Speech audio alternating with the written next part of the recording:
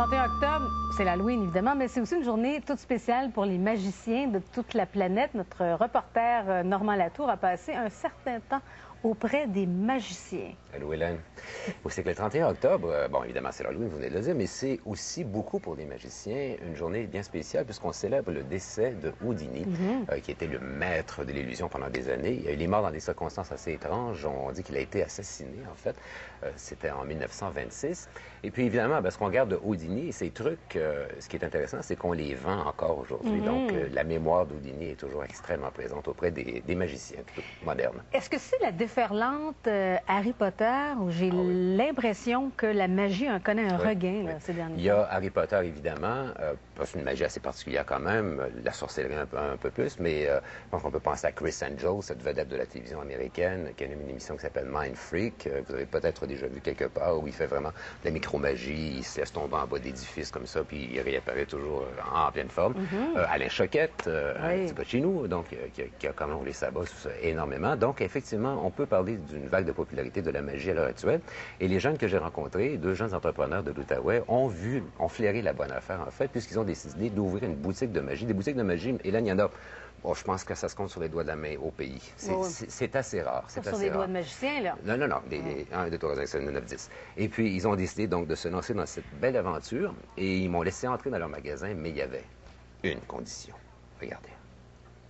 Pour faire partie de l'Ordre des magiciens, tu dois être capable de nous présenter un tour.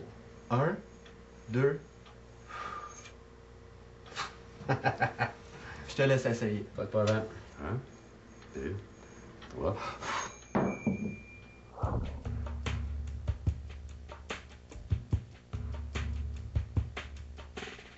La magie, pour moi, c'est premièrement une forme de communication, une forme d'art. C'est quelque chose que je considère beaucoup plus personnel que matériel. Ça va être un moment, pour moi, la magie, où il y a quelque chose qui se passe entre deux personnes, ou un groupe, où on va tous vivre quelque chose, on va tous vivre la même affaire, on va être ébloui par quelque chose, et puis on va avoir un petit moment de plaisir ensemble. Pour moi, c'est ça, la magie. Mais la magie, c'est vraiment être capable de connecter avec des gens sur un niveau qu'ils n'ont jamais vu, c'est très secret, c'est très mystérieux, l'art de magie. Mais avant que Chris Angel arrive, j'étais confiant en disant, mais là, lui, c'est comme s'il réinvente l'art de la magie. Les grosses lacunes dans le domaine de la magie, la plupart du matériel est disponible seulement en anglais. Et puis encore là, c'est souvent de l'anglais qui a été traduit à partir de d'autres langues. Donc on se retrouve souvent avec du matériel un petit peu dur à comprendre pour des gens non anglophones. Et puis c'est de valeur, c'est très malheureux, mais c'est un problème qui est présent et actuel dans l'industrie de la magie. Tu peux pas mettre un copyright sur un secret. J'étais allé à Buffalo une couple de semaines passées, puis j'ai fait le tour du billet. Vous pouvez soit garder 50, ou je peux vous remettre votre carte de crédit, et ensuite vous remettre votre 5. C'est à vous. Ça, c'est vrai. T'as pas arrangé avec le gars des vues, ça, là. Et puis, il y avait une fille qui me lâchait pas. Elle me lâchait pas. Mon tour du billet, mon tour du billet. Tu sais quoi? J'ai montré, puis il était tellement déçu. C'est ça qui arrive, là. Il était tellement déçu, comme, c'est juste ça. Tu sais, je suis venu de comme... magique à comme trickster. Tu sais, tu m'as eu avec ton... tu sais. Alors c'est décevant à prendre les secrets, là. Si t'es pas un magicien, c'est décevant.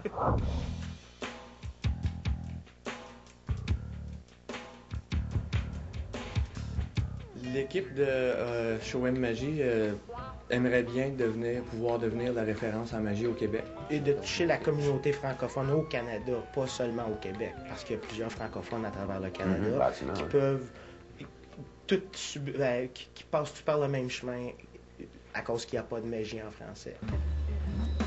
Maman, qu'est-ce que tu fais là? Je fais de la magie. Notre but original était de s'occuper du commerce.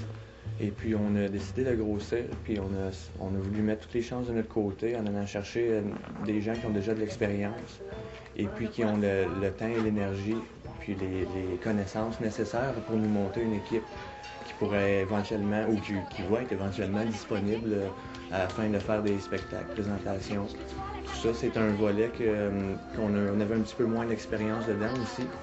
Donc, on a décidé de former cette association-là pour ces raisons-là. Vous n'êtes pas magicien, vous êtes politicien. Exact. Oh! Tout le monde à 1, 2, 3, on va dire magie. OK? Souvent, les gens pensent que c'est pas viable, une compagnie de magie. Puis, en allant les appuyer de cette façon-là, bien, ça a permis à Éric d'aller chercher ses outils pour partir une entreprise. Parce que ça prend des outils pour partir une entreprise. Là. On ne se dit pas du jour au lendemain entrepreneur. Là. C'est sûr qu'au début, il y avait beaucoup de réticents au niveau où ils ne croyaient pas que tu pouvais faire ta vie avec la magie ou que la magie était si populaire qu'elle est là en ce moment. Je veux leur prouver le contraire. Mais est-ce que tu fais ta vie déjà? Est-ce que ça fonctionne assez bien? Oui, ça fonctionne très bien en ce moment. Ils visent la clientèle adolescente pour tenter de les sortir des rues. Et ils visent la clientèle francophone. Et puis leur but, c'est pas de vendre. Leur but, c'est d'essayer de créer un club. Ils vont se sentir comme chez eux ici. Fait que pour moi, ça rejoignait un petit peu mes valeurs.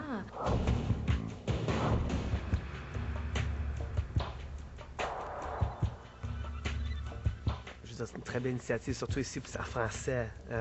Quelqu'un qui veut apprendre la magie, au lieu d'avoir quelque chose à travers l'Internet, ils vont aller au magasin, ils vont parler. La meilleure manière tu peux apprendre la magie, là, c'est d'un autre magicien qui fait le tour.